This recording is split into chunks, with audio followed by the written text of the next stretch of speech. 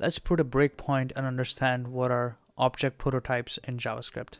So object prototype is the mechanism by which JavaScript objects inherit features from one another. So let's take an example to understand what object prototypes are.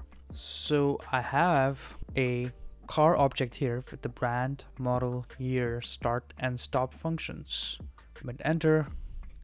Now if I just type in car.brand, hey, I see the brand. Car.model, well, I see the model. But what about car.start? Well, I can see that the brand and model is specified there. Now, what about car.fly? Whoops, there is no fly function under the car object. Well, how about car.toString? Wait, how does the toString exist there? I thought we only had access to these properties here. But actually, that's not the case. So if I just type in car, you'll see, hey, I have the brand, model, etc. And you'll see at the end, there's this prototype object. So if I click on that, you'll see a list of properties there. So what are these properties? So every object in JavaScript has a built-in property. And this built-in property is what this is. It's called prototype. Since this is an object, you'll see that the prototype of this object also exists. Well, that's an object as well. So that will also have its own prototype. And it will go on until you reach null. So every object has a property called prototype, which is of type object. And because it's of type object, you'll have its own prototype, and so on until the last prototype will be null. So let's say I just want to print out the prototype of the car object. How will I do that?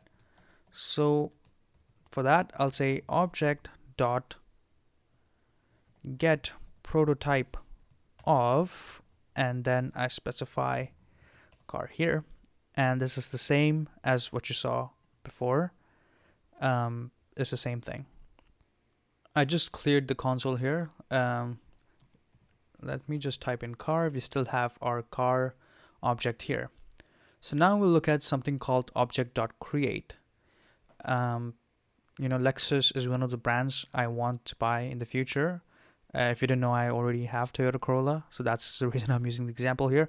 But in the future, hopefully, I get a Lexus. Const Lexus equals object.create car. So what this does is it creates the Lexus object and attaches all the properties of car as the Lexus prototype. So Lexus will have car object as its new prototype. So let me hit enter and let's print out Lexus. So as you can see, it's empty. But if I check the prototype, I have all the properties of car available in Lexus.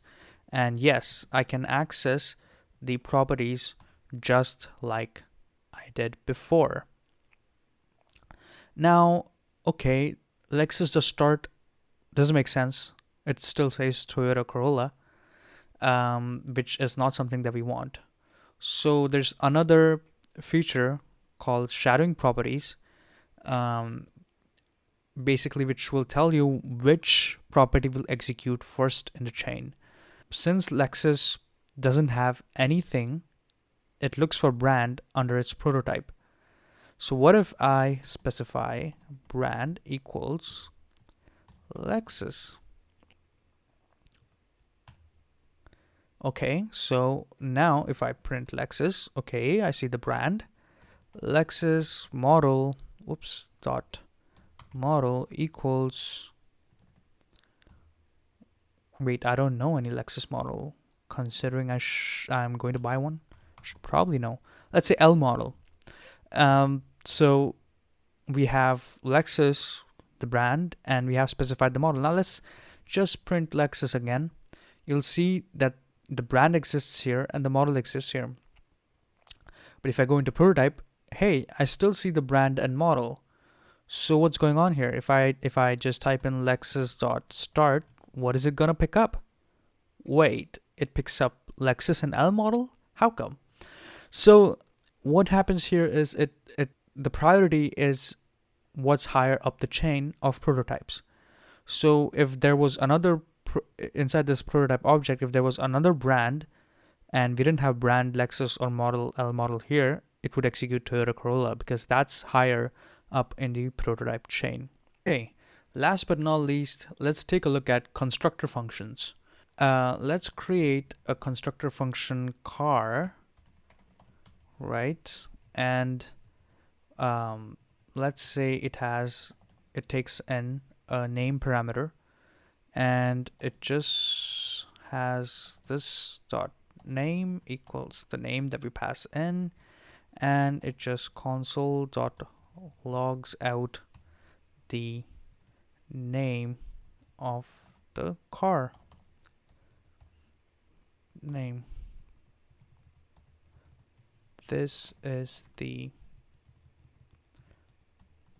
car.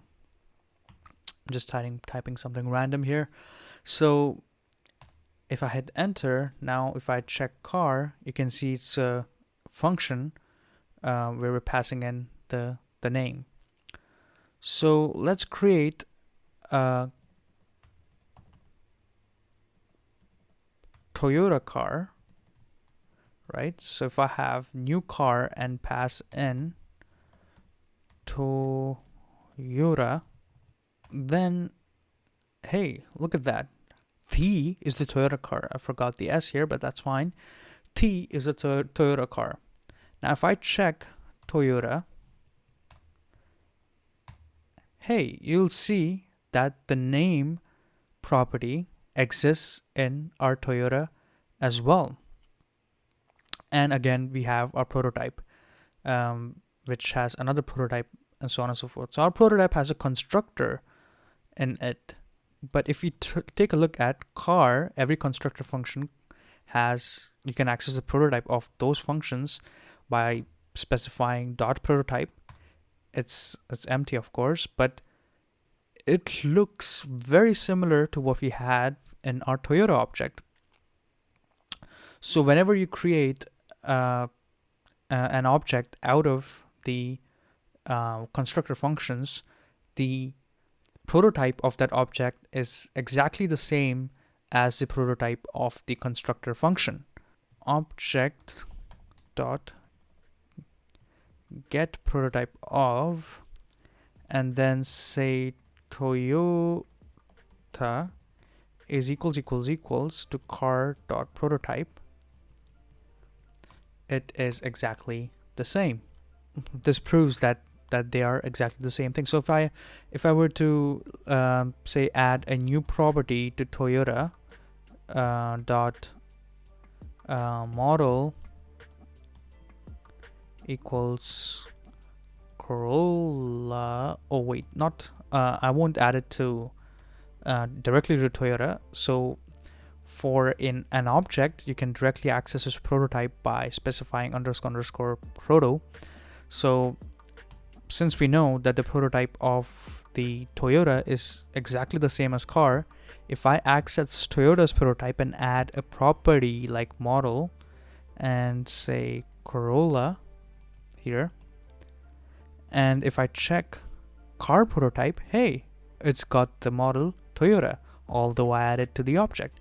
So basically they are pointing to the same prototype.